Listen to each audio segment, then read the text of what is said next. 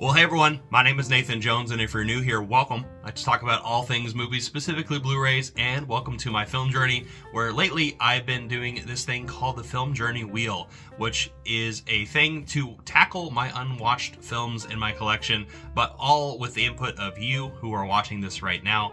And I have been having a pretty fun time with this so far as we've been tackling different things. This last month we've been doing pick 5, so I've been landing on different boutique labels, and I put a collection of films in front of you, and you choose 5 from them, and it's pretty much just whoever has the most votes gets to get that as the movie, and then we talk about them. And today we're going to be talking about that very thing for indicator titles, and indicator is one of my favorite labels, but let me jump into what the Film Journey Wheel is really quick, because I think I have so many videos out there of it. But what is this thing that I am doing? It's been a lot of fun, and so let me explain. So I actually made this little thing here called the Film Journey Wheel, which I pretty much just got some logos. I printed them out, I laminated them, got some magnets, and I put them on this spinny wheel. And let's just say it spins. Let's say it lands on Warner Archive. And what I do is I look through my collection of Warner Archive titles, and I have a lot of things that I haven't watched, and I put a picture together at the end of the video, and I will showcase that, and I will have everyone in the comment section kind of vote on it, and we do a weekly video like this where we kind of cover those titles. And so this last week we actually covered the indicator releases, and so this is what it landed on. It landed on indicator, and indicator is one of the labels that I honestly kind of got me back into physical media collecting, and it's something I really love about them. And indicator, Powerhouse Films is their alternative title, I suppose. I think that's their LLC or whatever you call it over in the UK, and I really enjoy their output because they put out a lot of gems, a lot of B movies, maybe even like some UK specific titles, but also they put out amazing box sets, and they always continue to put out amazing special feature content on it, and is very sleek in their design and the things that they put together. And I really love them, and they're one of my favorite labels. And I actually have a lot of films that I haven't seen in my collection from them, and I hate to confess that, but I have, in the past they've had a lot of sales that go on, and I do, buy maybe 5 to 10 titles per sale, and that adds up over a while, and I have quite a bit of titles that I haven't seen. So today we're going to be jumping into some indicator titles, 5 of them all chosen by you, right? Because we are voting on this. And make sure to check out the last video where we kind of showcase what the next week is going to look like. And just spoiler alert, it's Radiance Films, which another UK label that I really love. And anyway, let's jump into some indicator titles. Let me know in the comment section down below what are 5 of your favorite indicator titles. I would love to know down there. And let's jump into the 5 that all of you chose. All right, so the first title that I have here is one that is absolutely batshit crazy. It is a wild movie of a comedy, and I'm talking about Guest House Paradiso. And this is starring Adrian Edmondson, who's also directing, who is right here. And we also have Rick Mayall right here. Mayall. I'm probably saying his name incorrectly. But he looks a lot like Simon Pegg, who, fun fact, is in this movie as well. I think that's his first debut film. We also have Bill Nighy in here, which is an amazing get as well, along with Helen Matthew and Vincent Castle, just to name a few people in this movie. But this is a wild British slapstick comedy, and it came out at a weird time. This came out in 1999, and I feel like a lot of the slapstick stuff that feels very Three Stooges-esque, Buster Keaton in the kind of execution of a lot of the things that happen. They're just beating the crap out of each other, and more or less, I haven't really explained what the movie's about. There's this decrepit hotel. It's like the cheapest in England, and people are coming to this, and we have the hotel owner, Rick Mayall's character, and he is absolutely deplorable and kind of just a snobbish asshole. And he has Adrian Edmondson, who is pretty much his partner slash person who works for him, and yeah, they just get into a lot of tomfoolery and buffoonery, if you will, and they really abuse their guests in the funniest of ways, but also just absolutely grotesque as well, because there is some sequences in here that are pretty nasty, and it leads up to this culmination of things. But at the same time, this is, like I said, it feels like a type of slapstick comedy mixed in with this really weird British aesthetic that I think is really unique to this particular film. It's a movie that I really enjoyed, and so I can see whether people may or may not like this movie, and I can get that. But for me, this is right up my alley in terms of the type of comedies that I like. But I really love this movie. This has a bunch of special features, which I will admit, I did not jump into many of the special features on these discs, so apologies for that, but there are quite a bit of stuff here. I did watch the Simon Pegg little special feature that actually kind of looks at his time on this movie and alongside these British legends, because apparently these British legends had put together a show, a comedy troupe before this, and had made a lot of waves, especially in the late 80s and early 90s. So anyway, this is a very rich film, despite its comedic overtones, and I definitely agree that I think people should check this movie out. You may or may not like it, and that's okay, but I had a great time with it, and I definitely recommend people check out Guest House Paradiso.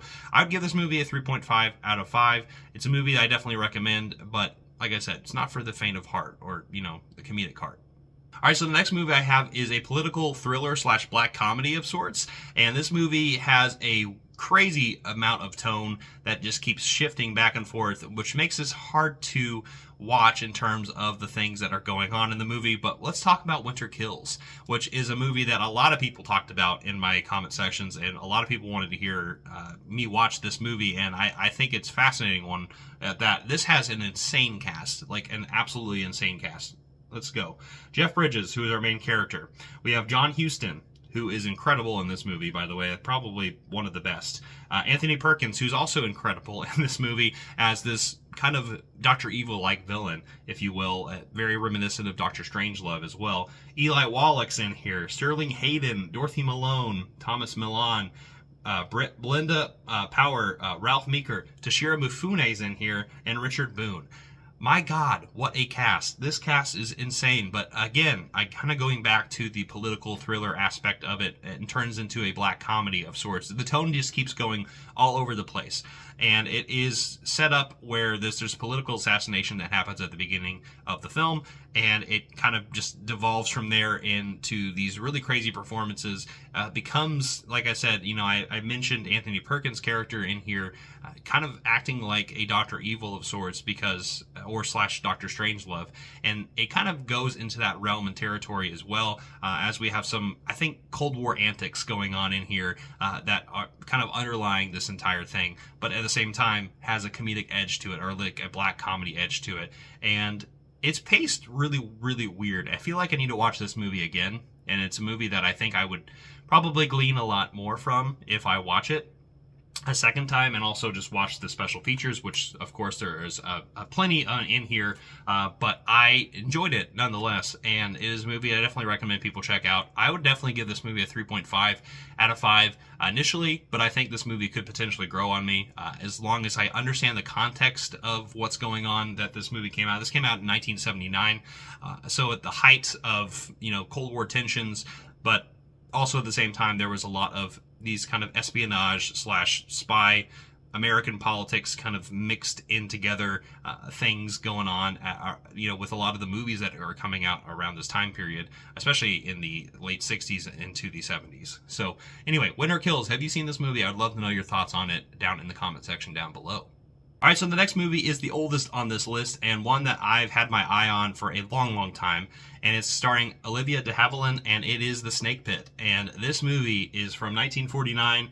It's a gorgeous one, first of all. I just really love how Indicator can, like, kind of just get everything colorful. You know, here's obviously their label, but, you know, this is just a brilliant blue. As you can tell, blue is probably my favorite color, but regardless, an incredible film right here about mental health, and I feel like this predates something like One Flew Over the Cuckoo's Nest is something that I would equate it to, mixed in with like To Kill a Mockingbird, with a lot of great performances, along with some, you know, maybe some kind of diabolical dialogue going on in the background as you're trying to piece together why Olivia de Havilland's character, who is this female who has these memory blotches that keep happening to her. She's in prison at the very beginning of the film, and you kind of trying to figure out why she's there and if she's set up, and there's a lot of gaslighting that is involved in it as well. But I love the kind of the trajectory of this movie because it just keeps you entertained the entire time as you are trying to piece together this mystery of why she's in prison, and the people around her who are her friend, her foe, that kind of thing. But it also has Mark Stevens in here, Leo again, and Celeste Holm and Glenn Langan as well. This is directed by Antonioli Litvak, and I'm not as familiar with them, but this one has a little less on the special feature side of it, but this movie is just an incredible film, and they did a really great job with restoration. I definitely have seen some images from the past, so this movie is just, it looks amazing, and it also feels amazing to watch something and this old and feels fresh. That's kind of what I mean by that. It looks like something that you could watch today. Obviously, the pacing might be a little bit different because of modern audiences and their attention level, but I really enjoyed this movie, and this is probably the best of the things that I've seen so far. I would give this movie a 4 out of 5, and definitely recommend people check this movie out. It is an incredible psychological drama that will keep you guessing on like why she is where she is. Yeah. All right, so these last two films are both from 1971, so good job on that. And the first one I'm going to talk about is a detective story that has a comedic edge, and I don't know if it knows what it wants to be because it feels like it is a relic of its time, but also is really, really fun. And I'm talking about the film Gumshoe. This is directed by Stephen Frears, which I am a fan of that director. It's starring Albert Finney as a PI, and he is somewhere between a Humphrey Bogart and Frank Drebin kind of character. So imagine someone from the Maltese Falcon all the way up to the Naked Gun, and mix the two together, and that's what you get with Albert Finney's character in here. We also have Billy Whitelaw, Frank Finlay, and Janice Rule in here as well. And this movie is a lot of fun, but like I said, the tone is just kind of all over the place, and it feels like this weird in-between type of title. I think a lot of it has to do with the editing of the movie and the pace of the story. But regardless, I had a lot of fun with it, and you can actually see this little tagline here: the sleuth, the whole sleuth, and nothing but the sleuth. So there is this comedic, almost backhanded little, comedy in here that I think is really kind of minor, but at the same time, like kind of overlying the entire film, especially as Albert Finney is kind of saying these zingers / one-liners to the people he's interacting with, as he's somebody who's a wannabe PI, and he's trying to get through this case and kind of going through it in a kind of stupid, imbecile kind of way, but he plays it off really, really cool. And so it's an interesting one. And I think the pace of it is the thing that kind of bothers me a little bit. But regardless, this is a movie definitely worth checking out if you are a fan of, Bogart or even The Naked Gun. I think this is a good in-between type of film, and definitely recommend people to watch this movie because it is quite a blast. And here are all the special features, quite a bit of stuff on here. I hadn't watched a lot of it, and so unfortunately I can't talk much about it. But regardless, this movie I would probably give a 3 out of 5. It's a movie that I think is one of the weaker ones, but the Albert Finney performance is just incredible, and honestly I could just watch a movie of him going around and just saying ridiculous things and thinks he's really, really cool and smart about it. And there's some really great lines in here. But yeah, definitely check out Gumshoe if you haven't seen this movie before. Who knows, this one might grow on me. And the last movie I have is another one from 1971, one that I was actually recommended by a lot of my friends. I believe Brian Sauer is actually the one who put it in my radar, and we're talking about Cisco Pike. And this movie is starring the titular name, Cisco Pike. Chris Christopherson is playing that character, this really laid-back dude who gets stuck in this crime circle that happens with Gene Hackman, who actually happens to be a really nasty guy. We also have Karen Black in here, who is a love interest of Cisco. We also have Harry Dean Stanton as well in here, and he plays a performance that I really enjoy. He's very off the wall at the end type of, I feel like 5 to 10 minutes of screen time. He plays a really, really great job in here. But this movie is a strange one. It came out in 1971, so I feel like a lot of the films around this time period, I'm thinking stuff like Butch Cassidy and the Sundance Kid, these movies have this really light and weird energy to it. And I feel like there's this seriousness to the story, but also there's this folk music that plays at I feel like in the most inopportune times that just feels strange to me, and it kind of throws me out of the story a little bit. But it's also really endearing and also just a really laid back film. So it's this one weird thing there. You're like, okay, there's this serious crime element to it, but it's also this really free range, loving type of movie. And Cisco Pike kind of enables that in the best of ways with this incredible ensemble cast. This movie is really, really fun, and again, like I said, this laid-back nature of it is probably the most intriguing part of this movie. Now, I did happen to watch a special feature on here from Kayla Janice, who I'm a big fan of. She has done a lot of stuff for Severin on the folk horror box sets. She's actually the kind of the progenitor of that, and that actually kind of leads me into The Legend of Hillbilly John, which I feel like is connected to this in a way. There's definitely an actor who's in both of those films, but Kayla Janice put a special feature on here called Ode to Joy, which is a 43-minute special. Writer and programmer Kayla Janice explores the life and career of actor Joy Bang, and she's in here as well. I think Viva is her name, or her stage name, and she is a really intriguing person in this movie as well. And I think this ensemble cast and the history behind this movie and the things that are going on around it are the most fascinating thing about it. Is this really free floating type of film, and it's definitely one that I definitely recommend out of all these titles. Along with The Snake Pit, it's probably my favorite. I would give this movie a 4 out of 5. It's a movie that I had a really, really fun time with, and the cast is just really, really stellar. But yeah, so Indicator, I have quite a bit more titles to watch from the Indicator titles that I have in my collection, but those are the ones that all of you voted for. So thank you so much for choosing all those movies. I had a really good time watching those for the first time and kind of sharing my thoughts with you. But again, check out my last video where we kind of covered the Radiance films that are coming up this next week, and so go vote down in the comment section down below. And I hope you enjoyed this video. Give it a like, comment down below, share, hit the notification bell, subscribe, and I'll see you next time. I'm not jonesing around.